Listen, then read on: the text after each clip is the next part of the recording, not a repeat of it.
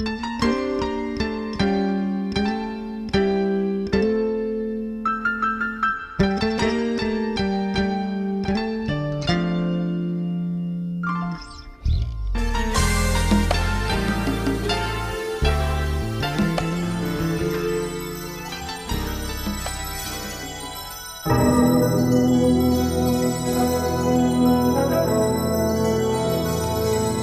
name is Checago Bright.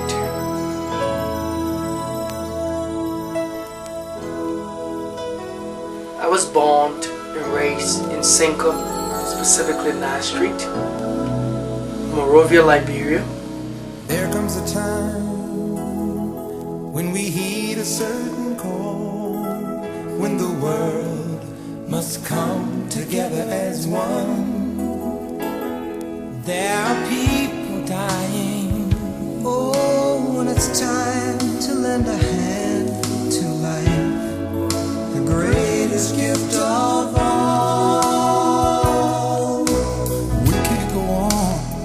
I went through my elementary, high school in Liberia, graduated from Peter Harris Episcopal High School. I was also the president in 1996-97 for Peter Harris Episcopal High School.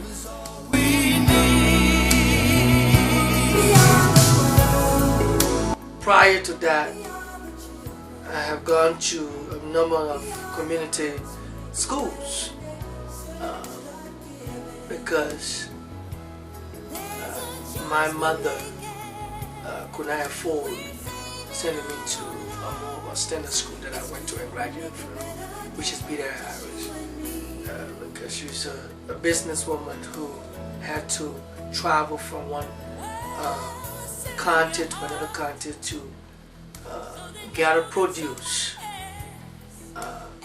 to be able to feed the home and help us, and with the support of my father. God has shown us by turning stone to bread, and so we all must lend a helping hand. We are the world. We are the children. We are the ones to make a brighter day. So let's start giving. Oh, there's a choice for making. We're saving our lives. Growing up, I didn't have the foundation of having someone to teach me to do my homework. I had to come home and take off my uniform, and I had to get on the street with water. Whatever that my mom is selling that day, I'm hitting the street. And so I didn't have that basic where you come home, you have the luxury of someone telling you, go do your homework. My mother did not go to school. She's just a businesswoman who worked hard day in and day out to put a food on the table. So I had to work harder to be where I am today. And after I graduated, I found myself as a refugee in Ghana for almost 5 years. And I live in Ghana. I also contributed to the society there by helping to start teaching in elementary section in elementary school. And I was blessed to have been fostered by the Bright family to have brought me to the United States. Education is very important, and I've pursued my education by going to do my undergrad at University of North Carolina, Greensboro, and then from there I went to do my master's at Columbia University in New York, when I picked up international social work. I had a double undergrad degree, and in social work international studies. And currently, I work with the District of Columbia Child and Family Services as a coordinator.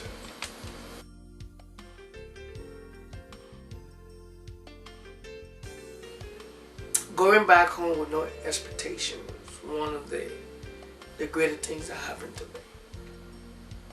Because I went back home knowing that I'm going back to a country that at one point in time, things were not the way it is. And when I went back home, I saw people working day in and day out to survive, making something out of nothing, struggling, working hard to put a food on the table for their family. And that was an experience that gave much more for me. Though I have gone through it myself, I have walked that life, but it also strengthened me to see people not just sitting on the pot and waiting for someone to help them, but they were helping themselves to move forward. And that's true. I went knocking on the door, I went visiting people, and we were able to bring people together to have a town hall conversational style of meeting.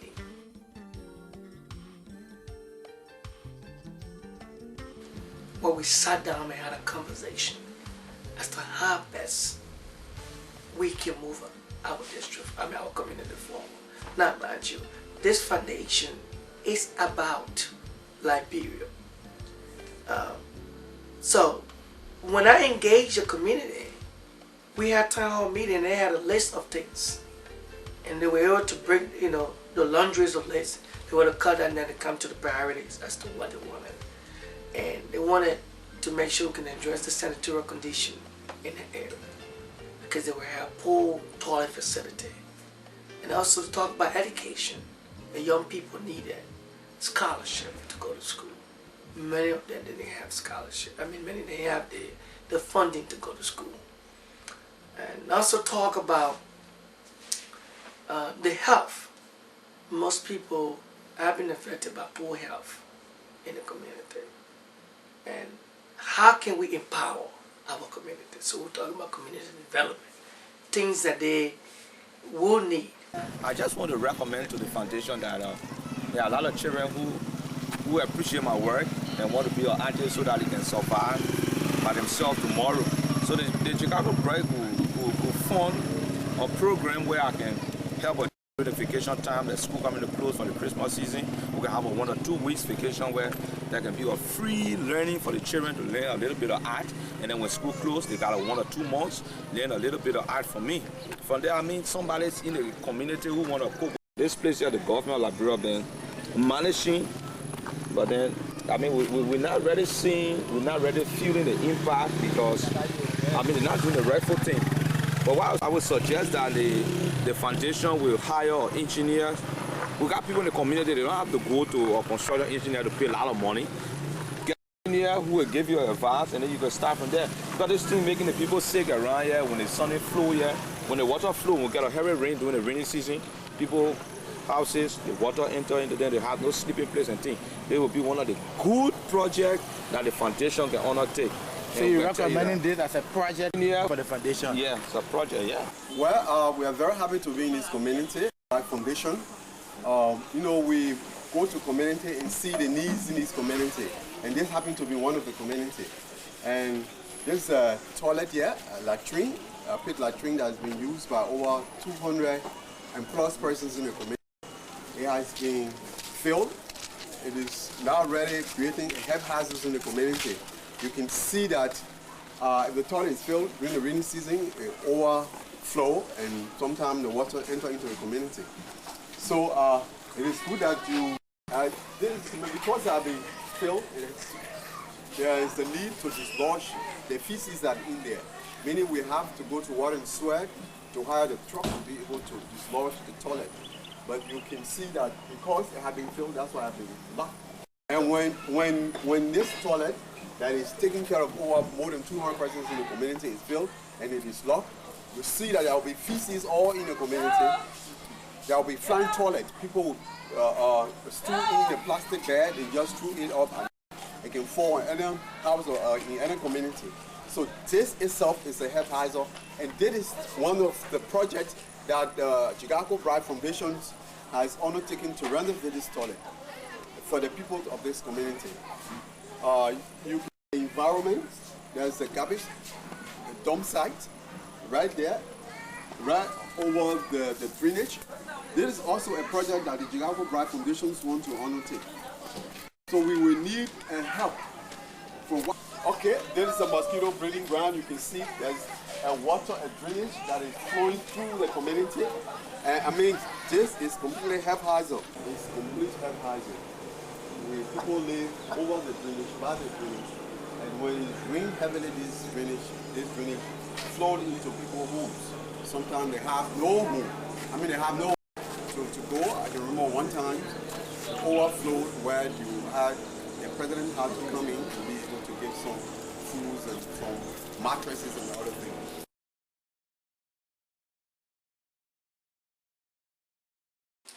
The focus right now is to address the three areas that we talk about: health, sanitation, education, 4 areas, and water. We have not reached all to the end. We have just begun addressing, trying to provide a more safer toilet facility for poor community.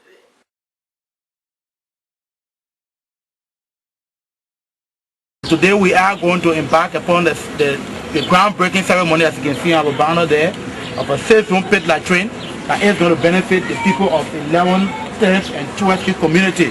This is what we expect, to remember where you came from and to return with something for your people. So we wholeheartedly embrace this gesture, and we know that God is going to use it to help deliver the community from sicknesses and other things that are not favorable for us. So we want to thank you so much. We thank God for your coming. We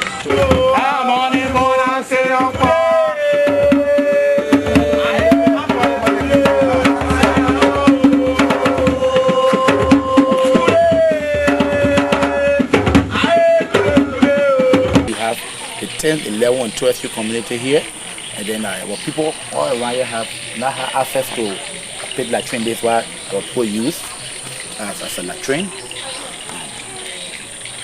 It's what they use as a mixed bathroom.